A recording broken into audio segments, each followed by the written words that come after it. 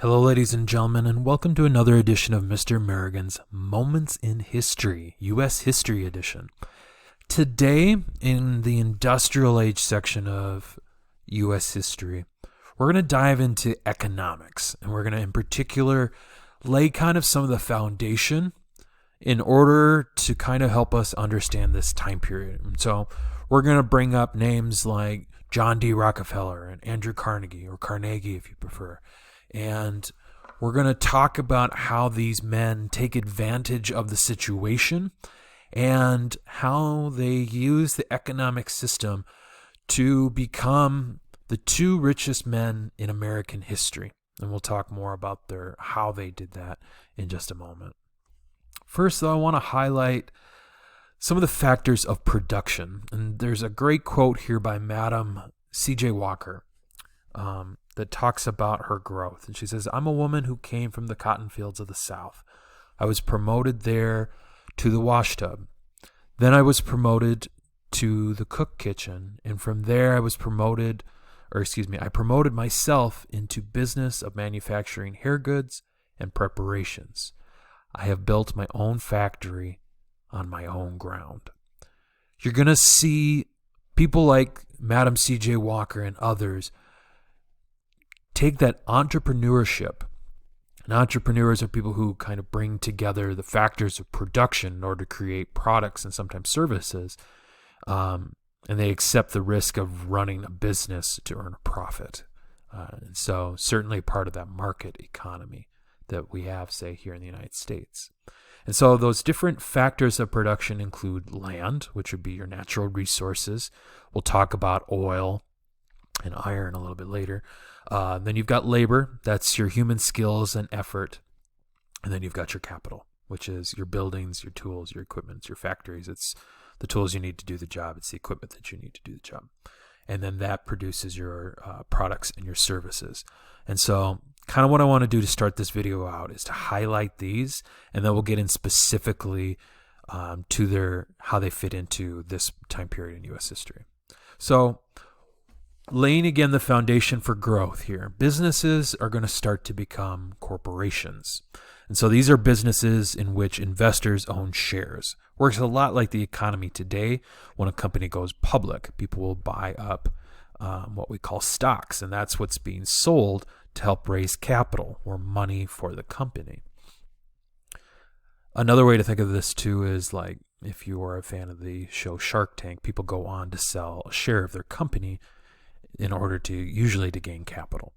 So stocks are those shares of ownership that a company sells in its business, very often also holds some kind of voting power. And in particular, we'll talk about those shareholders here in just a second. But investors who purchase shares of a company, like a percentage of a company in a corporation, then become shareholders. And a person who invests in that corporation by buying that stock also is a partial owner of that company.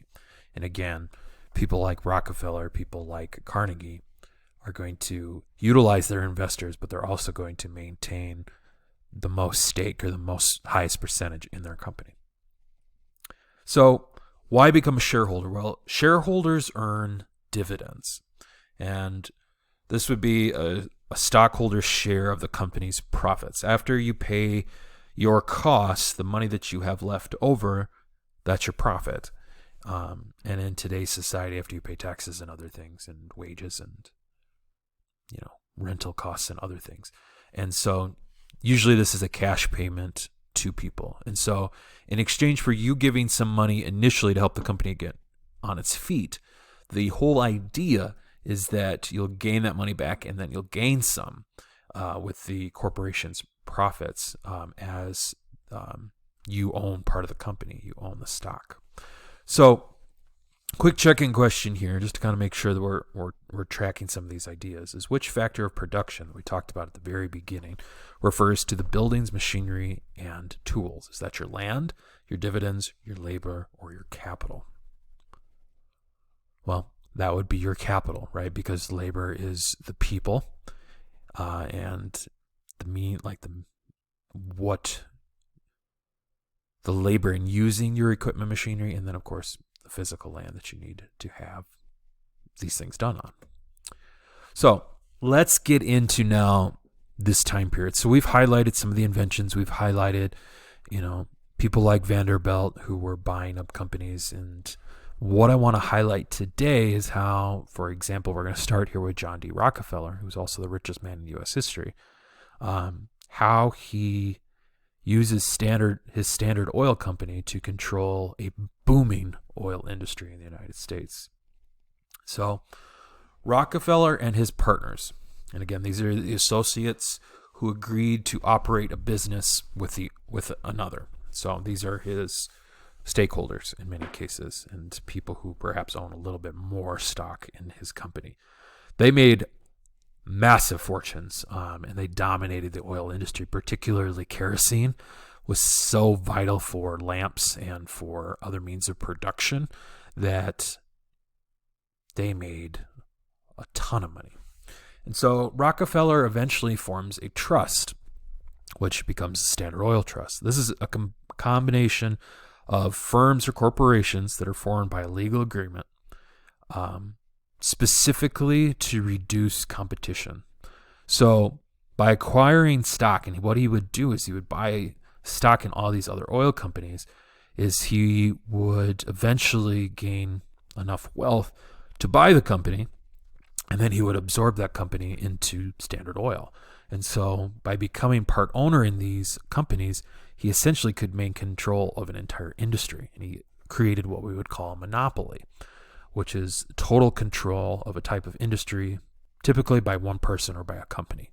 It's just like in the board game Monopoly, the whole idea is to own everything.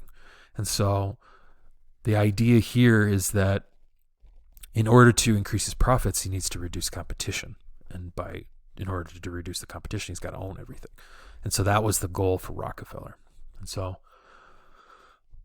a quick discussion question here would be, what is the name of a group of companies that is managed by the same board of directors? Is it a partnership, a trust, a monopoly, or a corporation? Pause if you need to. But the best answer here is a trust. It's that idea that you've got a group of companies that are now owned all by the same board of directors. And of course, at the head of all this is Rockefeller himself. Another titan of this time period, and again, if you're a fan of the History Channel program, The Men Who Built America, these guys will be very familiar to you. But there's this new process for making steel. This is going to lead it to become a very important industry. And one of the titans of this particular industry, the steel industry, and remember, this is as cities are growing, as bridges are being built, as railroads switch from using iron to using steel. And at the forefront of this is Andrew Carnegie, or Carnegie. And so what we have to highlight is how these men become the two richest men in American history. So there are kind of two strategies that get used. We're going to talk about both of them. So the first one is vertical integration, which is pictured here on the left. And then you've got horizontal integration. Now we're going to start with Rockefeller. Okay. Rockefeller would be an example of horizontal integration. We talked about him first.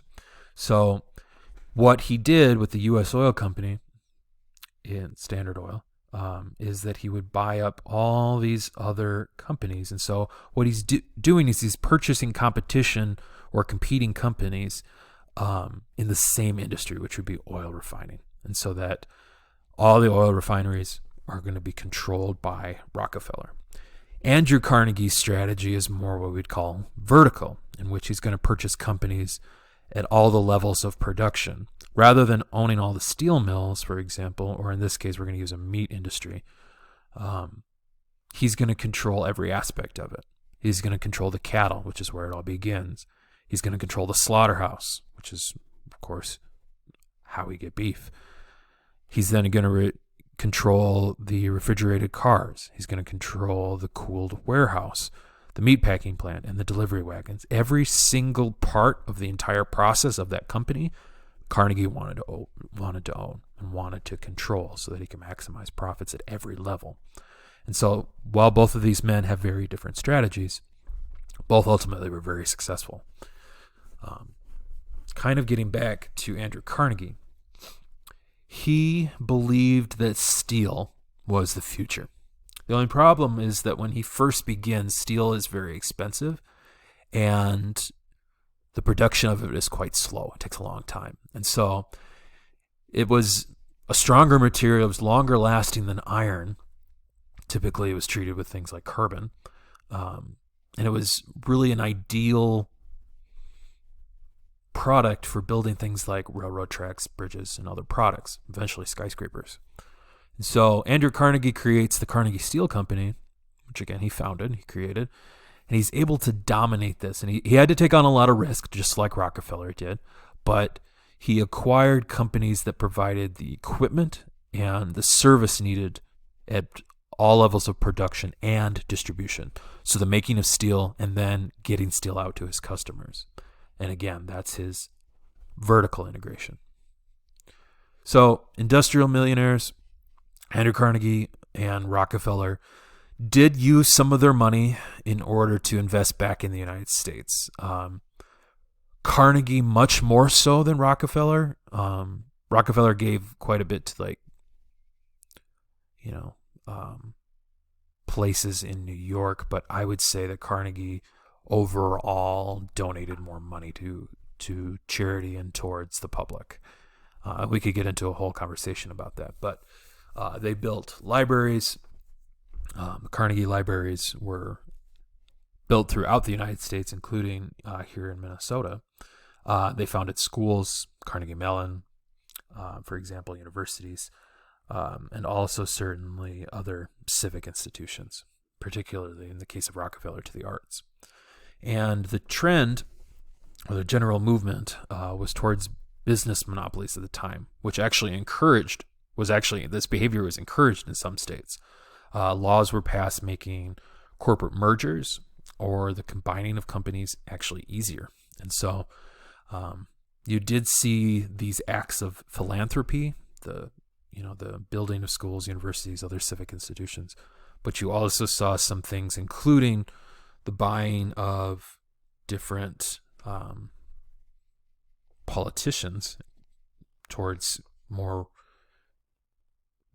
pro-business laws by both of these men. However, the government decides in 1890, and particularly Congress, passed what we call the Sherman Antitrust Act, because they're seeing this happen. They know that lack of competition is not good for the United States economy. And so they are trying to break up these trusts and monopolies, and you'll later see a lot more of this trust busting and breaking up of monopolies early on in the 20th century, especially under presidents like Teddy Roosevelt.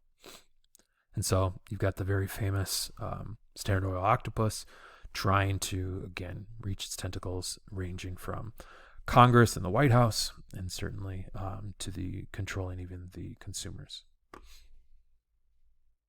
And then a company that purchases other companies at the same level, at all levels of production. That's the method of vertical integration. Remember, horizontal would be controlling all the companies at the same level. Very quickly before we go, thinking about this, who was the richest person in American history? When you adjust for inflation today, that would be John D. Rockefeller, who would have been worth roughly, in today's money, about $323 billion. And then Carnegie, I think, is number 2 at roughly 308. And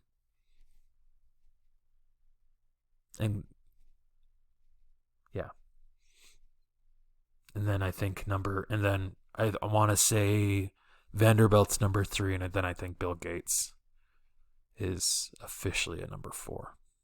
But that could certainly change here. So that's kind of just a rough idea, and certainly there have been many wealthy people, ranging from Zuckerberg to Munoz and others, and Bill Gates, of course, and others who have done remarkably well. That's going to wrap up this edition of Mr. Merrigan's Moments in History. For my students, just make sure you've been following along with the guided notes. For those of you who are learning, hopefully we taught you a little bit about history and also a little bit about economics today. So thank you so much, and have a wonderful day.